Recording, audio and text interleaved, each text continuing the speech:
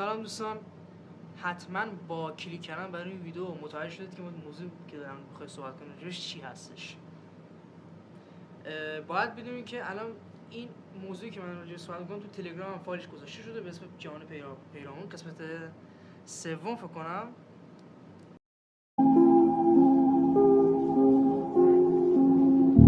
مرگ صحبت کنیم. مرگ حالا چی هست؟ ببینید هیچ کس تعریف درست مرگ رو نمیفهمه. حالا باید بریم سراغ اصل مطلب که چرا به دنبال فهمیدن این موضوع هستیم. خب قطعا یکی از سوال انسان اینه که در دنیا واقعا به چه هدفی خودش معنی داریم، ولی در اصل انگار معنای خاصی نداره که قراره توی ویدیوهای بعدی راجعش صحبت کنیم. ما فعلا بحثمون نیست. موضوع نفتمون قسمت چهارم یا هم سوم هر چی مرگ هستش. توی این قسمت ما سه چهار تا بخش داریم. بخش اول،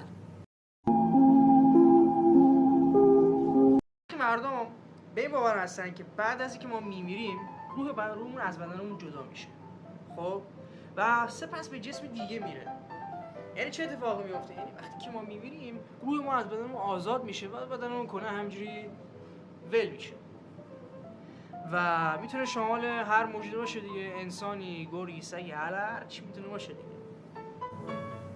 میگن از این همین طریق شما روحت میره توی جسم دیگه، حالا میتونه هر موجودی باشه دیگه. مثلا تو حتی شما توی سنگ هم باشی که خب اگر تصور کنیم به عنوان یک سنگ روحمون باشه خیلی به نظر جالب نمیاد، چون سنگ نه حرکت میکنه نه اصلا تنفسی از خودش داره، فقط همجوری ثابته. حالا شاید هم چند نفر بیان پا روز بذارم و این اصلا خیلی جالب به نظر نمیاد. این نظریه شاید به نظر درست بیاد ولی بعضی حال باش باور دارن، بعضی هم که شاید هم خب شاید هم اشتباه هم نباشه، چون مثلا ممکنه میتونه واقعا منطقی باشه. چون که وقتی ما به حساب میمیریم و یه آرامش توی بدنمون ایجاد میشه، یعنی آرامش ابدی، به حساب وقتی که میمیریم فراموشی ابدی صورت میگیره. اتفاقی که میفته اینه که شاید، حالا احتمال داره که شما پس از اینکه وارد به بدن دیگه میشی کلا حافظت رو از دست بدی، یعنی همه چی از همون اوله، یعنی همه چی از اول، به طور کاملا همه چی از اول، انگار که دوباره متولد شدی. شاید اصلا کی میدونه آقا، شما شاید به عنوان یک خرس به دنیا اومدی بدون شوخی واقعا، که خب شاید هم میگن که احتمال داره شاید نسبت همون مکانیزم طبیعی قبلی که زندگی میکردین شاید در زندگی بعدیتون اونجوری هم زندگی کنید که خب به نظر یه خورده فکر نکنم خدا همچین کاری بکنه زیاد نمیشه روی نظریه حساب باز کرد، ولی میتونه یکی از این دلیلا باشه که انسان به دنبال فهمیدن این دلیل هست که بعد از مرگ چه اتفاقی واسه ما خواهد افتاد. نظریه دوم، این نظریه خیلی ها دارن، توی سیاهی ابدی هستیم. سیاهی ابدی دیگه اکثرا تو فیلم ها دیدید. این نظریه اینگونه شرح میشه که پس از مرگ مغز برای که جلوگیری از آسیب‌های بیشتر، شما دیگه وقتی که بدنتون نتونه یه زجر رو اصلا تحمل کنه بعد شروع میکنه اون فراموشی ابدی کردن تا وقتی که دچار مرگ شیم و تمام نگرانیمون از بین بره که همون آرامش ابدی هم محسوب میشه. مغز فوراً به خواب عمیق میره که برای همیشه توی آرامش هستیم که تنها چیزی که توی جلومون هست سیاهی ابدی هست، نه بیدار میشیم نه چیز دیگه. اما نکته اینجا وجود داره، همچنان هیچ مدرکی وجود نداره که اینو اثبات کنه برنامه چی میشه. همچنان خود حتی دانشمندان هم دنبال این پاسخ هستن. به هر حال انسان خودش خیلی سوالای زیاد نسبت به این خالق این جهان داره. نکته دومی که وجود داره، انسان و هر موجود دیگه‌ای به طور ذاتی از قبل از خودش مرگ خودش اطلاع داره. یعنی چی؟ مثلا شما فرض کنید شاید موقعی خیلی ناراحت کننده باشه، حالا مثلا عزیزتون داره توی بیمارستانه یا بنده خدای نکرده یه بلای سرش میاد و از قبل میگه که حس خوبی ندارم. این که میگه حس خوبی ندارم به خاطر فقط درد نیست. اینجا باعث شده که مغز انسان به آگاه رسیده که دیگه کارش تمومه و مجبوره که به حساب همه چیز رو فراموش کنه. مغز این حالت رو زمان فعال میکنه به حساب که دیگه شما آسیب بیشتری نبینید، دیگه بتونه یه جور مکانیزم دفاعی هستش، همه حیوانات دارن، همه موجودات دارن که شما مرگ بپرازی یا اینا و تمامی نگرانیات راجع به خانواده، دوستان، فرزند، و اگه فرزندی هم دارید دیگه کلا از بین خواهد رفت. نظریه سوم،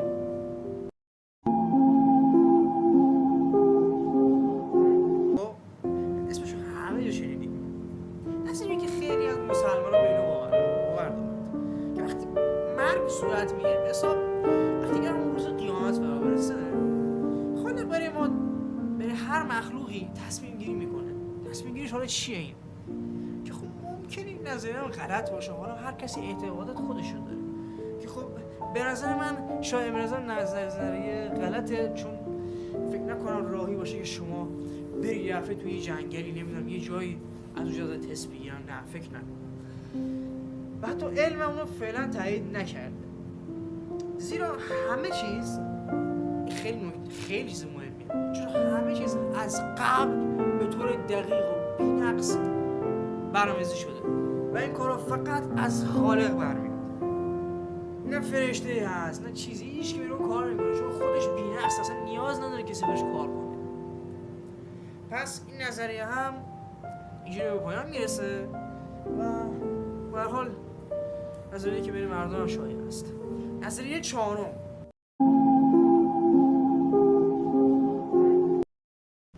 برخی دیگر از این مردم باورن که وقتی بعد از مرگ ما بتونیم مستقیم از نسخه کپی شده جهان اصلی، یه مثال خیلی تو اینترنت معروفه اسم ماتریکس، خارج میشه، که به نظر نمیسند، زیرا قرار نیست که خالق ما رو به جهان دیگه بریم. یا شاید واقعا همینطور باشه، واقعا کسی چیزی نمیدونه، ولی فکر نکنم ما به جهان دیگه فرستاده بشیم. شاید واقعا هیچی نباشه تهش، یعنی وقتی بعد مرگ صورت هیچی، بعد مرگ هیچی، شاید میدونم درکش بریم همه ما اصلا غیر ممکنه. یعنی چی من میمیرم هیچی نمیشه؟ یعنی خب اصلا یعنی پاک شدن دیگه. مثلا شما وقتی یه فایل رو پاک می‌کنی دیگه نمی‌بینیش، این فایل نیست. شما ما همینیم، یعنی وقتی ما می‌بینیم دیگه پاک شدیم، دیگه وجود نمیاد اصلا. که خب شاید معنی خاصی هنوز کسی پیدا نکرده. من میگن که نمیتونیم همینجوری بریم جهان دیگه برای همیشه همونجا زندگی کنیم. نه، جهان ما خودش جهان واقعی هستش. حالا بعضی میگن که شبیه سازی شده است که اونو توی ویدیوهای بعدی قراره توضیح بدیم. پایان